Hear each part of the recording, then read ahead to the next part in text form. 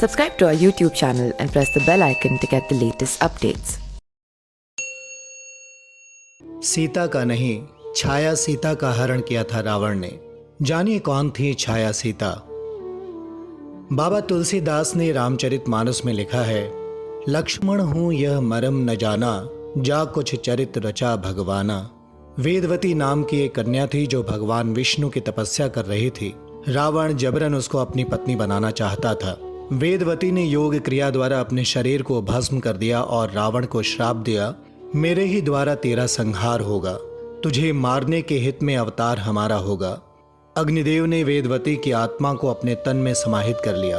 एक दिन पंचवटी में मारीच नामक राक्षस का वध करने के लिए भगवान श्री राम आश्रम से बाहर गए। सीता जी के कठोर वचन सुन के लक्ष्मण जी भी राम के पीछे पीछे चले गए। तत्पश्चात राक्षस राज रावण सीता को हर ले जाने के लिए आश्रम के समीप आया। उस समय अग्निदेव भगवान श्री राम के अग्निहोत्र गृह में विद्यमान थे। अग्निदेव ने रावण की चेष्टा जान ली और असली सीता को साथ में लेकर पाताल लोक अपनी पत्नी स्वाहा के पास चले गए और सीता जी को स्वाहा की देखरेख में सौंपकर लौट आए।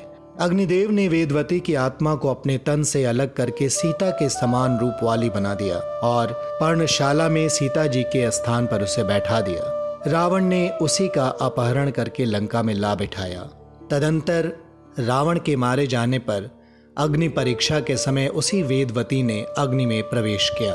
उस समय अग्निदेव ने स्वाहा के समीप सुरक्षित जनक नंदनी सीता रूपा लक्ष्मी को लाकर पुनः भगवान श्री राम को सौंप दिया और वेदवती रूपी छाया सीता के अपने तन में समाहित कर लिया।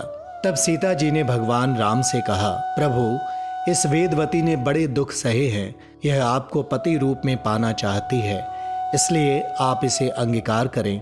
भगवान श्री राम ने कहा, समय आने पर मैं इसे पत्नी रूप में जरूर स्वीकार करूंगा। समय बीता। राजा आकाश ने राजयज्ञ करने के लिए आरणी नदी के किनारे भूमि का शोधन कराया। सोने के हल से पृथ्वी ज्योति जाने लगी। तब बीज की मुट्ठी बिखेरते समय राजा ने देखा, पृथ्वी से एक कन्या प्रकट हुई है जो कमल की शैया पर सोई हुई है, सोने की पुतली सी शोभा पा रही है। राजा ने उसे गोद में उठा लिया और कहा, यह मेरी पुत्री है, और ऐसा बार बार कहते हुए महल की ओर चल दिए। तभी आकाशवाणी हुई, राजन वास्तव में ये तुम्हारी ही पुत्री है, इस कन्या का तुम पालन पोषण करो, यह कन्या वही वेदवती है। राजा के कुलगुरु ने इस कन्या का नाम पद्मावती रखा। धीरे धीरे समय बीता, कन्या युवा हुई। कन्या का विवाह वेंकटाचल निवासी श्री हरि से हुआ। यह वही वेदवती छाया रूपी सीता है जिसे संसार पद्मिनी, पद्मावती, पद्मालया के नाम से जानता है। Subscribe to our YouTube channel and press the bell icon to get the latest updates.